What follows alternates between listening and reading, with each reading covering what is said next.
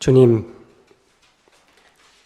우리의 마음을 다하고 뜻을 다하고 정성을 다하여 예배드리게 하소서. 우리의 예배가 혀끝에 머물지 않게 하소서.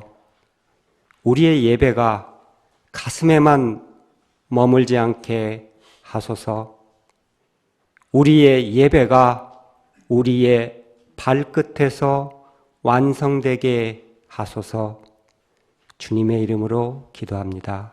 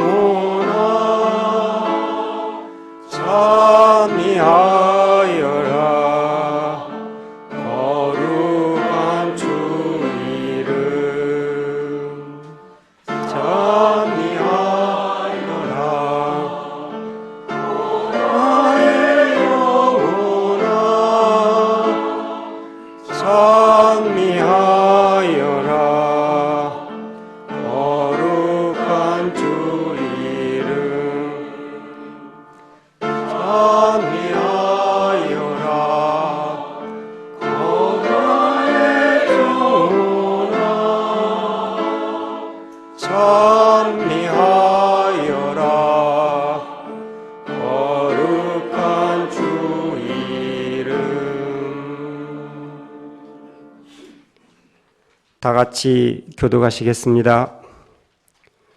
우리는 섬김 받는 교회에서 섬기는 교회로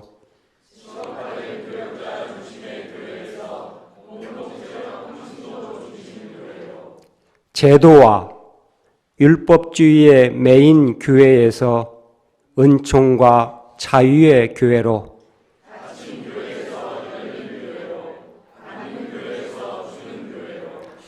쌓아 올리는 교회에서 나누어주는 교회로 발돋움하려고 합니다.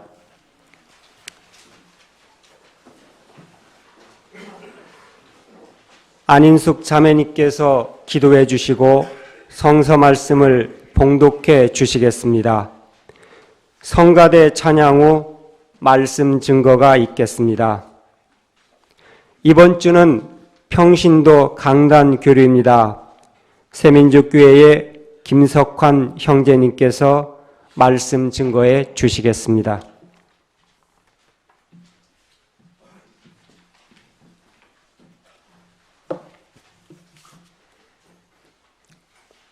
다 같이 기도하시겠습니다.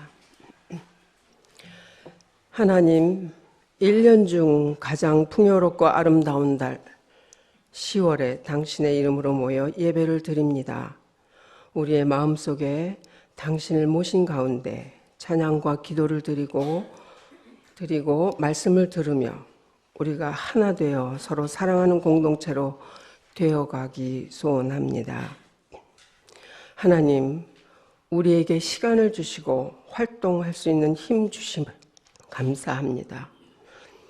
우리에게 이웃을 주셔서 서로 교제하며 외롭지 않게 살아갈 수 있게 해주심을 감사합니다.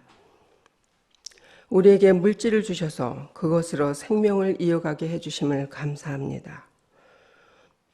우리에게 민족을 주시고 국가를 주시고 땅을 주셔서 함께 이 땅의 역사를 배우고 역사를 만들어가게 하심을 감사합니다. 우리에게 분단의 고난 가운데에서도 소망을 잃지 않게 함께 노력하는 동포를 주셔서 감사합니다. 갈등과 오해에도 불구하고 나라 잃은 서름을 잊지 않고 한반도의 평화와 인간의 존엄과 평등의 가치를 다 함께 고민하는 국민의 일원임을 감사합니다. 하나님, 우리에게 종교의 자유를 누리게 하심을 감사합니다. 502년 전 부패하고 타락한 로마 교회의 갱신을 목적으로 했던 마틴 루터의 저항이 기독교의 개혁으로 이어지는 단초는 되었으나 500년간 기독교는 마녀 사냥 등 개혁과 거리가 먼 역사가 많았습니다. 지금 우리 자신도 개혁의 대상은 아닌지 깊이 자신을 성찰하고 공동체를 성찰하며 사회에 만연한 기독교의 부정적인 모습을 성찰하기를 원합니다. 하나님, 오늘 종교개혁의 뜻을 풀어내기 위한 평신도 강단 교류에 참여하게 되었음을 감사드립니다. 우리의 마음을 열고 만인 사제의 각오를 새롭게 하기를 원합니다. 말씀 증거하시는 김석환 형제님께 주님을 향한 열정과 민족을 위하는 정성과 오늘을 거룩하게 살아갈 지혜를 주셔서 피차에 당신의 말씀을 깊이 나누는 시간 되게 해 주십시오. 갈수록 집단적 소진 사회가 되어가는 세상에서 일상의 활동이 구원이 되는 지혜를 깨닫기 원합니다. 하나님, 교회 기능의 기본인 공동체 예배와 서로 돌봄과 사랑의 친교를 우리가 게을리하지 않기를 원합니다. 아픈 교우들에게 찾아가며 외로운 형제 자매의 친구가 되며 말씀을 묵상하는 가운데 깊은 우물에서 영혼의 시원한 물을 길어 올리면서 그것에 힘쓰게 되기를 원합니다. 이 모든 감사와 간구를 보리떡 5덩이와 물고기 2마리를 들고 감사 기도를 드리신 예수님 이름으로 기도합니다. 아멘.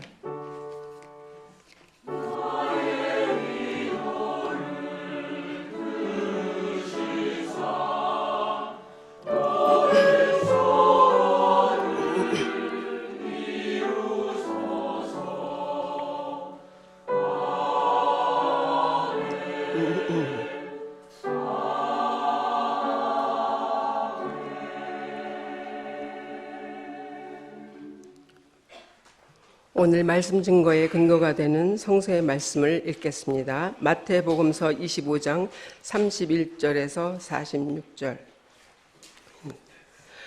인자가 모든 천사와 더불어 영광에 둘러싸여서 올 때에 그는 자기의 영광스러운 보좌에 앉을 것이다.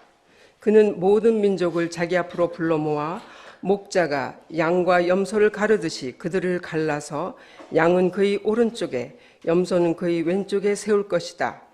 그때 임금은 자기 오른쪽에 있는 사람들에게 말하기를 내 아버지께 복을 받은 사람들아 와서 창세 때로부터 너희를 위하여 준비한 이 나라를 차지하여라.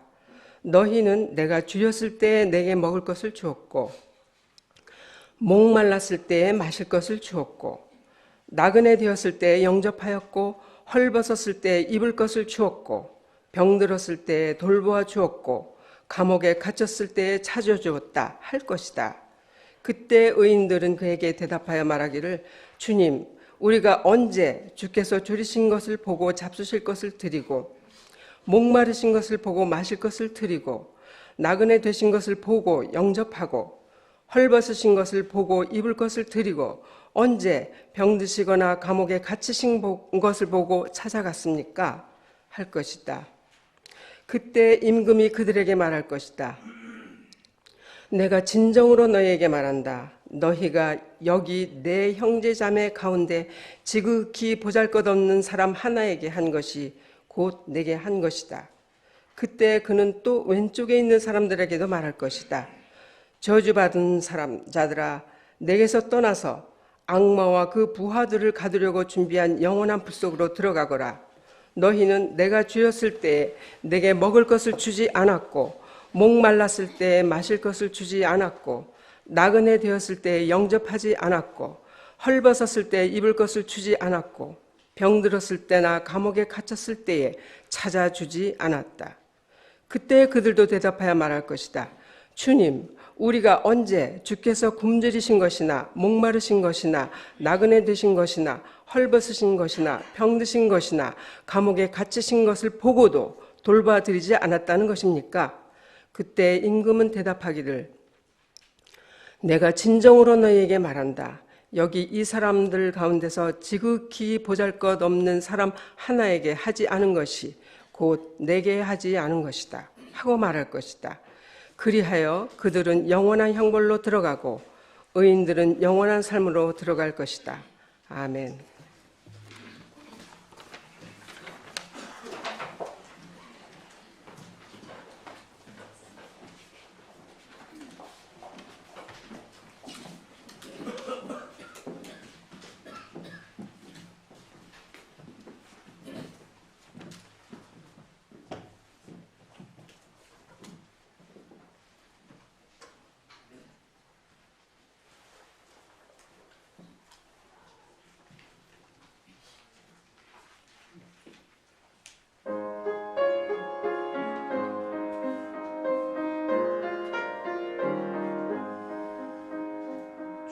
주님을 찾아볼지어다 가까이 계실 때로라 주님을 찾아볼지어다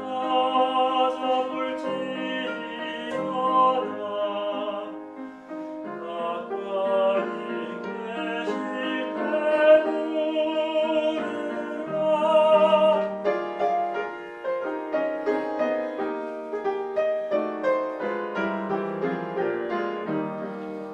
악한 자의 길 떠나서 무리한 생각 버리고 주 여호와 전으로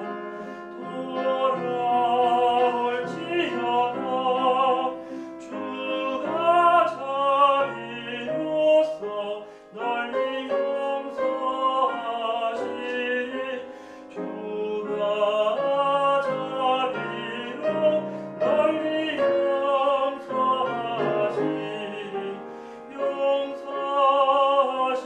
용서하시리라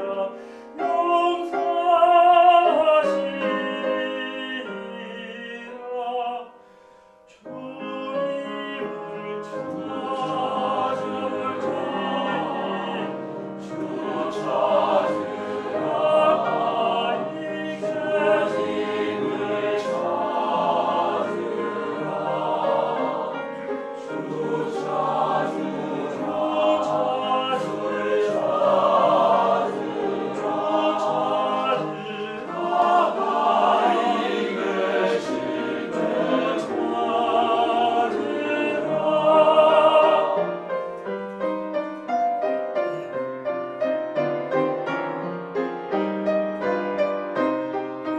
악한 자의 길 떠나서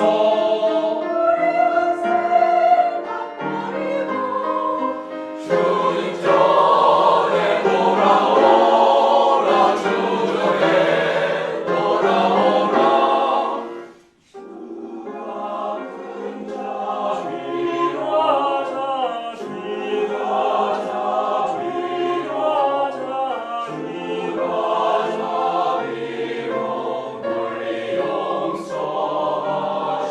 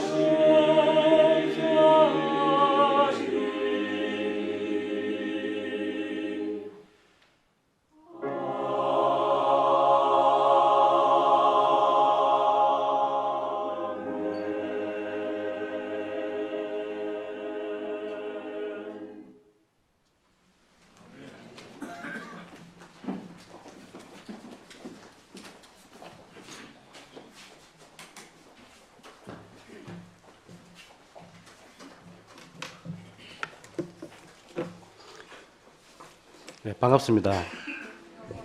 네, 세민족교회 김석환 교우입니다. 세길 공동체가 일주일에 한 번 예배드리는 시간, 또 특별히 말씀을 나누는 시간을 저희에게 내주셔서 감사드립니다.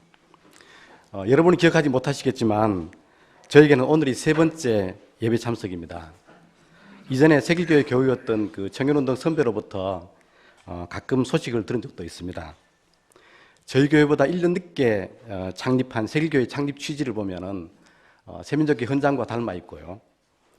같은 시기에 제정된 그 세길교회 신앙고백문하고 세민족 신앙고백문은 구조와 내용이 거의 일치합니다. 아마도 한국 사회와 역사를 바라보면서 같은 고민을 했던 것 같습니다. 설교란 성서를 매개로 해야죠. 저와 여러분이 소통하는 시간이라고 생각합니다. 그런 의미에서 저를 간단히 소개하겠습니다. 제가 태어나고 자란 지역의 특산물 3가지가 있는데요. 마늘, 사과, 독재자입니다. 어디 짐작하시죠? 지금은 컬링으로 유명해진 경북 의성에서 태어나서 인근 그 대도시인 대구에서 학교를 다녔습니다. 수학을 전공한 저는 30살 무렵 서울로 올라와서 수학학습물을 출판하는 사무직 노동자로 지금까지 살고 있습니다. 고등학교 때 개신교를 처음 받아들였고 이후 기독청년운동을 했습니다. 지금은 세민족교회를 다니면서 오늘 평신도 강단교류를 주관한 정의평화를 위한 기독인연대 그 활동에 참여하고 있습니다. 50대의 나이로 독서와 축구를 즐기면서 현재 과천에서 아내와 딸 셋이 살고 있습니다. 제 소개를 들으니 어떠신가요? 설교자로서의 자격이나 권위를 내세울 만한 경력이 하나도 없습니다. 사회적 자격이 없으면 대체로 종교적 자격이라도 있어야 될 텐데 소개받은 바와 같이 저는 장로 집사도 아닌 한 교우일 뿐입니다. 이런 제 처지를 알기에 오늘 설교를 통해서 성서에 대한 지식이나 학문적 견해를 말씀드릴 생각은 없습니다.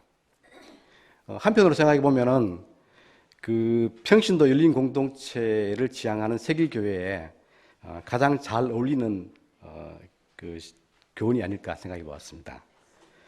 교계일주일을 맞이해서 요즘 일반적인 평신도는 어떤 그 신앙적 고민을 하고 살고 있는지 편하게 들어주시면 좋겠습니다. 오늘 제가 선택한 본문은 마태복음 25장의 최후의 심판에 대한 비유입니다.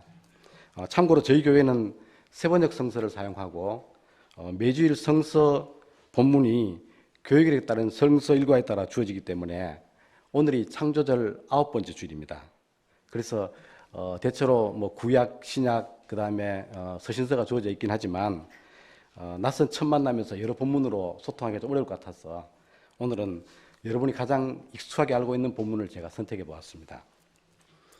본문은 25장부터 시작되는 예수의 순환을 앞둔 시점에 배치된 3개의 비유 중 마지막 비유입니다.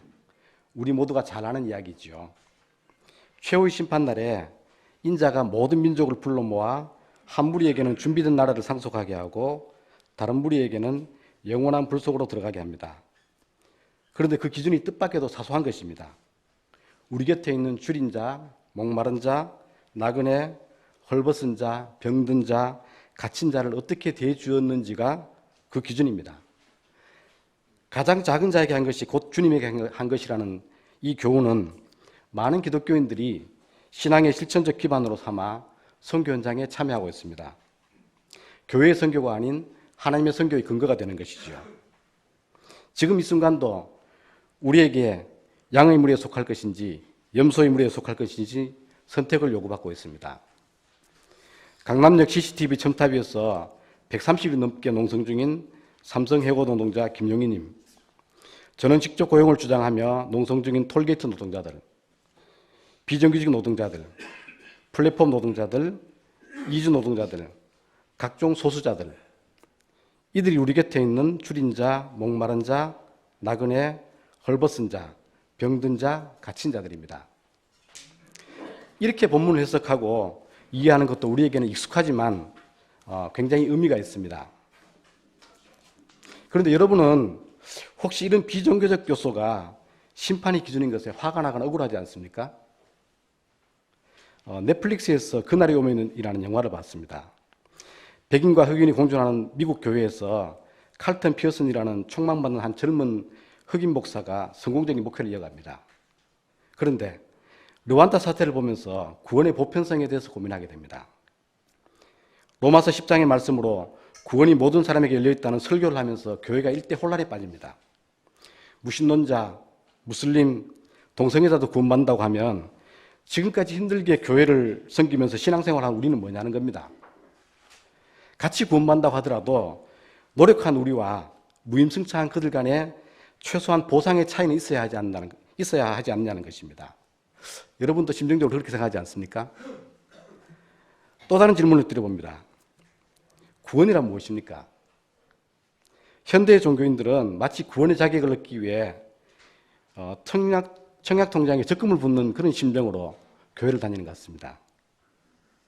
천국을 또 다른 부동산 투자처처럼 생각하는 것이죠. 혹시 세길교회에는 이 구원에 대한 불안감으로 교회를 다니시는 분 없겠죠. 독일 일간지 그 쥐트 도이체 자이퉁의 스포츠부 기자인 위리겐 슈미드라는 사람이 쓴 책이 있는데요. 그 책 제목이 구원 확률 높이기 프로젝트입니다. 혹시 여러분들처럼 한 종교만 계속 믿다가 죽었는데 구원의 문이 딴 곳에 있으면 어떡하나 하는 그런 걱정 때문에 이 사람은 진지하게 4년간 다양한 종교를 탐구합니다. 이 사람이 쓴 또 다른 책이 한 권 있는데 이 사람 어떤 책이냐 하면은 왜 우리는 끊임없이 거짓말을 할까라는 책입니다. 40일 동안 실생활 속에서 거짓말을 하지 않고 지내보는 거죠. 결론은 뭘까요? 죽을 뻔했다는 겁니다. 저도 여러분에게 인사할 때 반갑습니다, 감사합니다 이렇게 인사했지만 사실은 거짓이었습니다. 진심은 부담스럽습니다. 왜 설교를 한다고 했을까 였습니다. 저는 천국과 지옥이라는 물리적 공간이 있고 죽음의 순간에 내 행위의 선함과 경중을 따져서 기우는 저울추에 따라서 결정되는 그런 구원관을 믿지 않습니다. 제가 감명 깊이 읽은 책 한스킹의 왜 그리스도인인가, 그 다음에 스퐁주교의 영성에 대한 새로운 전망이라는 두 책의 공통된 결론인 참 그리스도인은 참 인간이라는 것에 깊은 공감을 합니다. 그런 의미에서 저에게 구원이란 참 인간이 되는 것입니다. 내 속에 있는 하나님을 온전히 발현해내어 참 인간이 되는 그것이 구원이라고 고백합니다. 그것은 종교적 규범에 익숙해지는 것과는 전혀 다른 문제입니다. 가끔은 이 나이에도 종교를 통해서 하나님을 만나야 한다니 참 한심하다는 생각을 할 때가 있습니다. 신이 종교를 통해서만 온다고 하면은 종교는 신의 감옥이 될 수밖에 없습니다. 물론 아직도 종교를 떠나고 있지 못하지만 나는 종교를 떠나 하나님을 찾고자 한다는 스퐁주교의 고백처럼 종교 없이 구원에 이룰 수 있는 길에 대해서 고민하고 있습니다. 다시 한번 본문으로 돌아보겠습니다. 본문은 비유입니다. 예수는 비유로 많은 이야기를 들려주었죠, 우리한테. 말은 화자와 청자와 상황이 있습니다. 그런데 우리에게 전해진 성서는 화자와 청자밖에 없기 때문에 상황을 이해하지 못한 우리에게 예수 이야기는 늘 낯설고 어렵습니다. 비유에 대한 다양한 신학적인 견해들도 있고 오늘 비유에 대한 다양한 해석들이 있긴 하지만 다만 오늘은 그 부분에서 넘어가도록 하겠습니다. 대신 평신도 시선에서 본문을 읽으면서 느낀 두 가지만 나눠보려고 합니다. 첫 번째는 25장의 나머지 두 비유와 마찬가지로 중간지대가 없다는 것입니다. 선택지가 영생과 영벌 단 두 곳밖에 없습니다. 선택은 책임을 수반합니다. 그래서 인간은 언제나 안전한 다수를 선택합니다. 소수자가 살기에는 얼마나 불편한 사회인지 누구나 잘 알기 때문입니다. 차별을 금지하는 법을 종교라고 불리우는 개신교가 반대합니다. 표준과 평균으로 구성된 사회 자체가 소수자에게는 억압이 됩니다. 그나마 지식인들은 그런 사실을 알기에 안전한 곳에서 양쪽의 잘잘못을 학문적, 논리적으로 설명합니다. 구경꾼의 자세인 것이죠. 그러나 진실은 사건에 있습니다. 태초에 사건이 있었습니다. 그런데 사람들은 사건에 참여하기보다는 기록과 해석에 더 많은 관심을 가졌습니다. 이와 관련해서 성서는 우리에게 이렇게 말하고 있습니다. 마태복음 5장 37절 예수께서는 너희는 예라고 할 때는 예라는 말만 하고 아니요 할 때는 아니요라는 말만 하여라. 이보다 지나치는 것은 악에서 나오는 것이다. 여호수아 24장 15절에서 여호수아가 죽음을 앞두고 세겜의 백성들을 모아두고 당신들이 어떤 신들을 섬길 것인지를 오늘 선택하십시오. 나와 나의 집안은 주님을 섬길 것입니다. 라고 선택을 요구합니다. 중립, 중간이란 관념일 뿐 실체가 없습니다. 없는 실체를 이야기하는 것은 무지하거나 거짓말을 하는 것입니다. 49대 52의 싸움에서 평론이 나는 것은 하늘 영광을 버리고 이 땅에 오신 예수님의 성육신의 의미를 훼손하는 것입니다. 두 번째는 양과 염소의 공통된 반응입니다. 37절과 44절에 보면은 두 무리들 모두 주님, 우리가 언제? 라고 이야기합니다. 양의 겸손과 염소의 교만을 말하는 것일까요? 저는 그들이 각자 일상의 삶을 살았기 때문이라고 생각합니다. 우리도 늘 습관적으로 하던 일을 칭찬하거나 책망하면 당황스럽지 않겠습니까? 일상의 삶이 영원한 형벌과 영원한 생명의 기준이 된 것입니다. 생각해 보십시오. 평생 염소의 삶을 살던 사람이 어느 날 갑자기 죽었다고 해서 양의 삶을 살 수 있을까요? 구원의 조건이 종교적 정립을 통해서라면 노력해 보겠지만 일상의 삶이라면 저는 어떨까요? 저는 학생들이 공부하는 수학책을 만드는 출판사에서 오랫동안 일해왔습니다. 말로는 노동에 대한 거창한 이론들을 이야기하지만 실제 회사 생활에서는 노동자로서의 정당한 권리도 주장하지 못하고 대체로 비굴하게 현실과 타협하면서 살았습니다. 종교적 가치를 내세우기보다는 세속적 가치에 우선을 두는 삶을 살았죠. 김영철 변호사의 증언에 보면은 삼성 회장이 주관하는 회의에 들어갈 때는 사람들이 물도 마시지 않고 그리고 심지어는 기저귀를 차고 들어가기도 한다고 합니다. 긴 회의를 견뎌야 하기 때문인 거죠. 뉴스에서 그 박근혜 대통령이 주재하는 회의를 보면은 그 사람들이 이렇게 알아듣지도 못하는 이야기들을 열심히 필기를 합니다. 뭘 조건인지 모르겠지만요. 사장이나 장관 정도의 지위에 있는 사람이 초등학생 같은 그런 행동을 한다는 것이 이해가 잘 안 되죠. 근데 저는 잘 이해가 됩니다. 왜냐하면 제가 다닌 회사에서도 회장이 주관하는 회의에 들어가면은 회장이 참석하기 직전에는 모두가 A 안이 좋다고 다들 이야기를 합니다.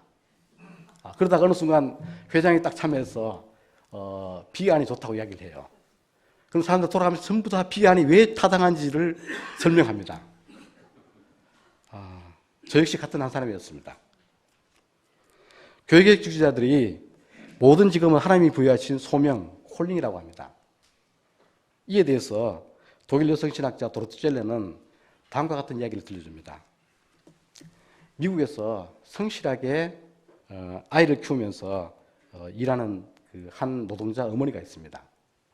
그런데 그 어머니의 노동의 결과물 때문에 또 다른 제3세계의 어머니는 아들을 잃고 눈물을 흘립니다. 왜냐하면 그 어머니는 군수산업 노동자이기 때문입니다. 저는 교육출판업이긴 하지만 사교육 시장과도 관련이 되어 있긴 하죠. 범죄나 부도덕한 일은 아니지만 하나님 나라를 이 땅에 실현시키는데 어떤 직업을 가지면 가능할지 이런 것에 대한 고민들을 하고 있습니다. 검사, 판사, 교사, 목사는 가능할까요? 그 개인의 삶도 전 지구적으로 연결되어 있다고 보면 이것은 도저히 벗어날 수 없는 굴레, 저는 개인적으로 그것을 원죄라고 표현합니다. 교회에서 저는 30년 가까이 어린이와 청소년들을 가르치는 교사로서 생활했습니다. 돌아보면 무자격자가 야매로 가르쳤던 셈이죠. 신앙의 연륜에 비례해서 종교적 생활에만 익숙했지 인간으로서의 완성도는 사실 비례해서 높아지지 못했습니다. 우리가 아이들을 만나면은 이렇게 이야기하죠. 아, 이렇게 많이 컸네. 그죠? 어른들 오랜만에 만나면 어떻게 이야기합니까? 하나도 안 변했네. 이렇게 이야기하죠. 어른들은 성장하지 않는다는 것입니다. 그게 몸만 그런 건 아닐 테죠. 그죠? 기독교 운동의 장에서도 마찬가지입니다. 제가 정의평화를 위한 기독교연대 활동을 한다든지 고난 현장에 참여하는 활동들을 할 때도 내 생활의 우선순위에 있어서 최우선순위에 있지 못할 때가 많습니다. 고병권 선생의 묵묵이라는 책에 이런 이야기가 있습니다. 노들대학에서 철학 수업을 듣는 뇌병변 장애인인 신경수라는 사람이 있는데 이 사람이 정부에서 지원하는 활동 보조인 서비스를 받는 시간은 월 480시간입니다. 활동 보조가 없는 시간이란 이 사람들에게는 손발이 없는 또는 눈이 없는 시간입니다. 실제로 활동 보조인 서비스를 받지 못하는 시간에 화재가 나서 바로 코앞에 있는 문을 열지 못해서 죽은 사건도 있다고 합니다.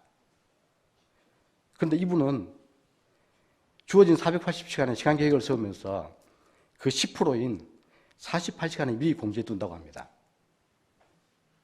그 이유는 급히 잡히는 농성이나 시위에 참여하기 위해서라고 합니다. 평신운동을 한다고 말하는 제가 모렴치하게 느껴집니다. 종교가 나를 완성시키지 못한다고 하는 좌절감을 가장 크게 느끼는 것은 가정입니다. 밖에서는 이렇게 적절하게 포장이 가능하지만 집에서는 통하지 않기 때문입니다.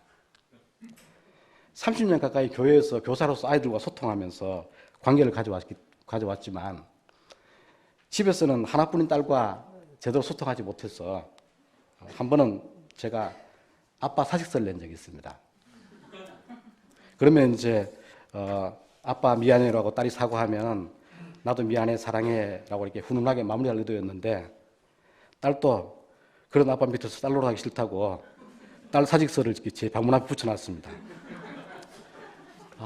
한동안 그 힘겨루기를 하다가 아내의 중재로 겨우 수습되었습니다. 오죽하면 제 별명이 초딩 아빠입니다. 지금은 다행히 이제 관계를 좋게 유지하고 있긴 합니다. 좋은 남편과는 더더욱 거리가 멉니다. 페미니즘과 기독교에 대한 공부는 열심히 하면서 아빠는 집안일도 안 하면서 이런 딸의 지적에 한순간에 무너집니다. 의식은 있으나 몸이 반응하지 않는 거죠. 강남순 교수의 표현을 빌리면 사적 영역의 무능력자입니다. 나는 교회에서의 저는 성실하고 인정받는 사람이지만 아내가 보기에는 자신의 일에만 관심을 갖는 이기적인 인간입니다. 다른 사람 말을 잘 듣고 때로는 상담자로서 역할도 잘 하지만 아내에게는 사무적으로 대할 때가 대단히 많습니다. 오늘 설교를 아내가 듣지 않는 것이 천만다행입니다. 이처럼 거대 담론에 능숙하지만 미시적 일상에서는 부끄럽고 서툰 존재입니다.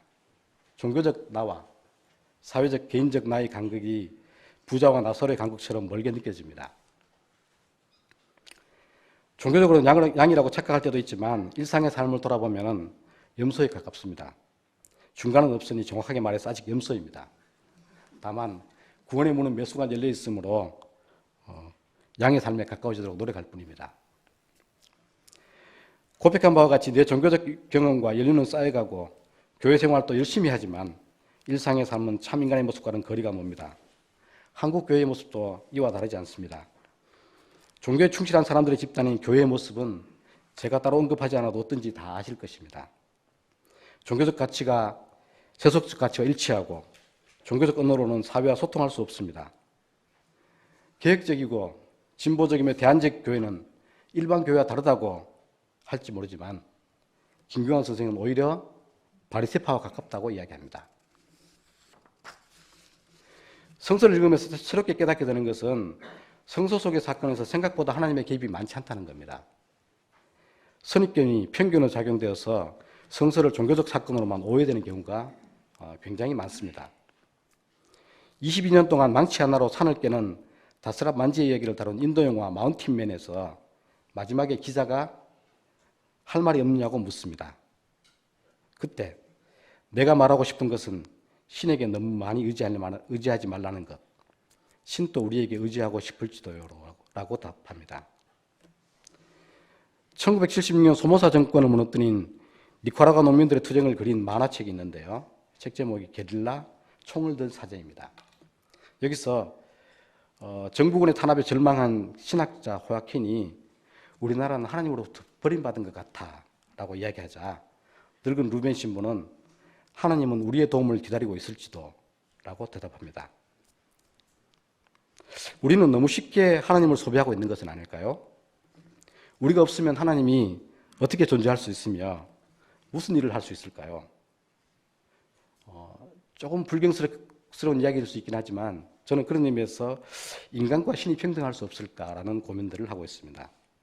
그렇게 될 수 있다면 더 이상 종교를 파는 사람들을 보지 않아도 될 테니까요. 설교를 마무리하면서 요즘에 저의 그 종교적 고민을 함께 나눠보려고 합니다. 저는 교회란 무엇이며 예수가 누구인지는 오랫동안 공부했습니다. 그래서 나름대로 답에 이르기도 했습니다. 그런데 요즘 그 종교가 사회에서 소비되는 형태를 보면서 다시 고민에 빠졌습니다. 종교란 어쩌면 가치 중립적인 공공재가 아닌가 하는 생각이 들었습니다. 교회, 성경, 하나님, 성찬, 이걸 누가 어떻게 사용하느냐에 따라서 가치가 결정되는 것이 아닌가. 동성애에 대해서 이 표현이 적절하지 않지만 찬성하는 사람들도 반대하는 사람들도 성서에서 그 근거를 찾습니다. 노동자들도 착취하는 자본가들도 같은 하나님의 이름을 부릅니다. 어느 것이 옳은 것일까요? 성서의 가치나 고백들도 결국은 그 시대, 그 공동체, 그 사람들의 고백이므로 참고가 될 뿐입니다. 그 예수는 그들이 고백한 예수일 뿐 우리의 예수가 될 수 없습니다. 타인의 예수를 추종하는 것은 타인의 노예가 되는 것과 같다고 생각합니다.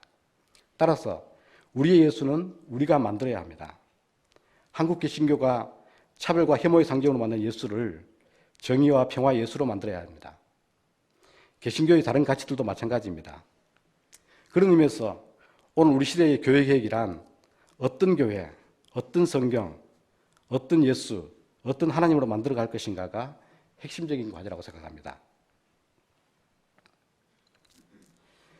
일상에서 종교가 분리되어 나온 것이 지금까지 역사적 과정이었다면 이제는 종교가 일상으로 해체되는 과정을 거쳐야 한다고 생각합니다. 구원의 기준이 종교적 이력이 아니라 일상의 삶이 되어야 합니다. 우리가 사는 이 시대가 하나님의 뜻이 온전히 실현되지 못하고 있다면 가장 큰 반역은 일상을 깨뜨리는 것입니다. 그 대가는 당연히 죽음입니다. 수많은 역사가 그것을 말해줍니다. 우리가 주로 고백하는 예수와 이스라엘 예언자들, 예수의 제자들이 그러했습니다. 도로트 젤레는 오늘 우리가 함께 드리는 예배드리는 일요일을 매일매일 일상적인 날에 대한 반역이다라고 고백하고 있습니다. 사랑하는 교우 여러분, 종교적 삶을 추구하기보다는 일상의 삶을 종교적으로 변화시켜 나갑시다. 그리하면 일상의 삶이 우리를 구원할 것입니다.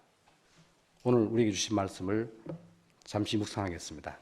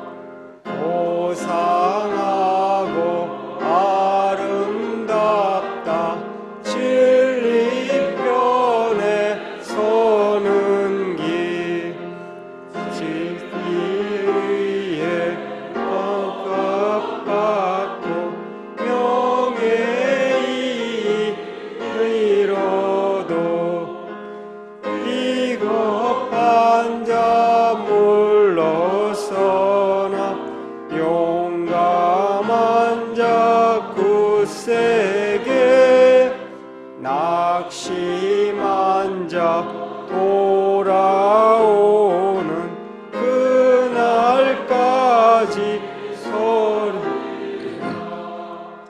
순교자의 빛을 따라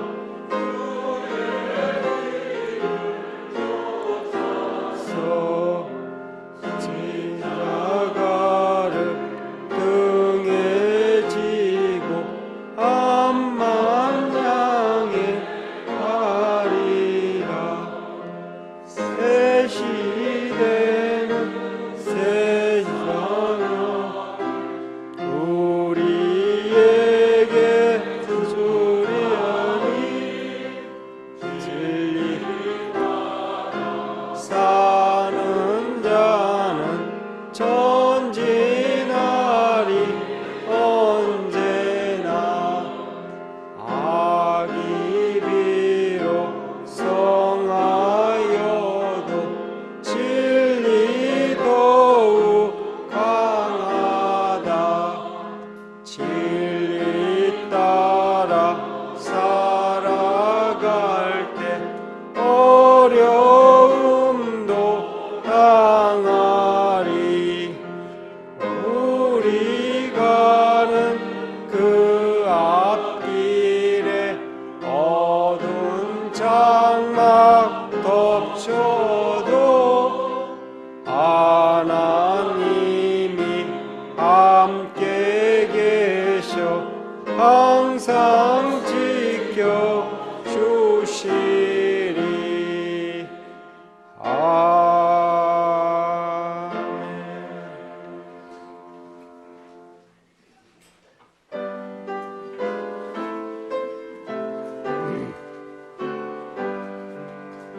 나의 보아 드리니 주여 받아 주셔서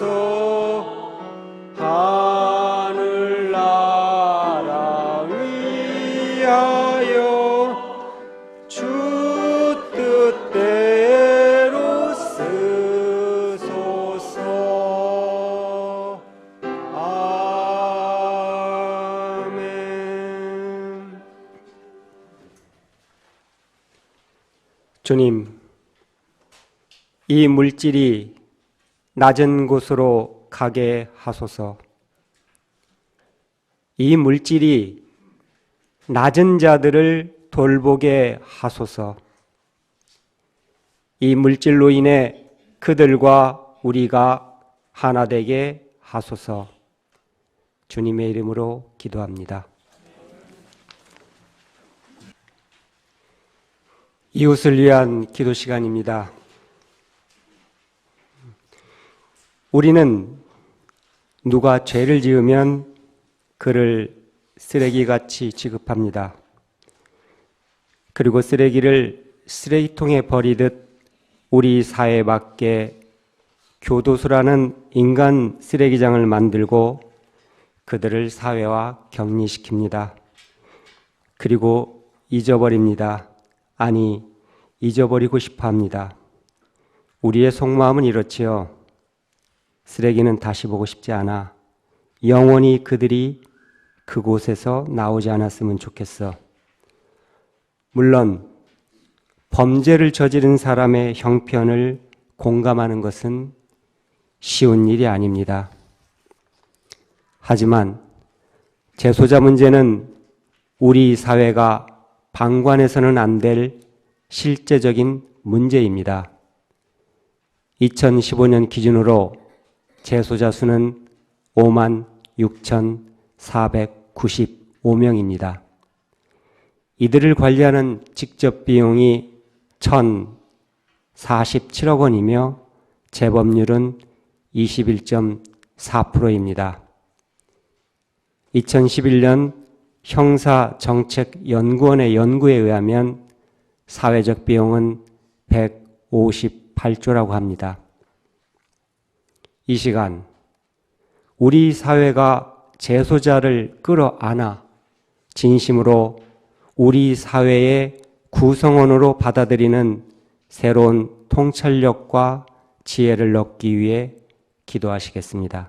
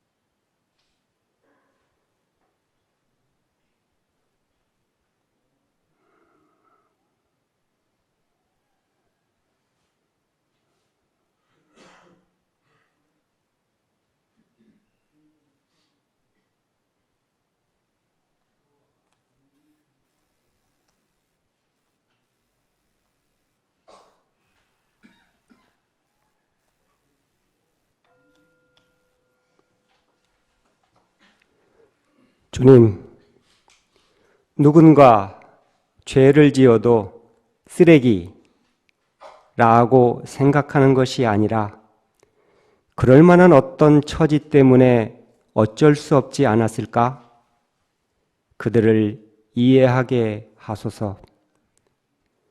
그들이 다시 일어설 수 있도록 돕게 하소서. 나만 잘 사는 것이 아니라 같이 잘 살게 하소서. 우리가 꿈꾸는 사회가 어머니 품처럼 따뜻한 사회가 되게 하소서. 주님의 이름으로 기도하였습니다.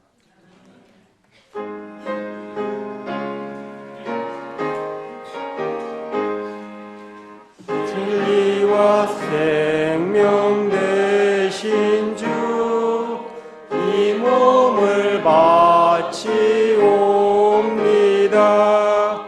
믿음과 소망 하늘에 한마음 내게 하소서.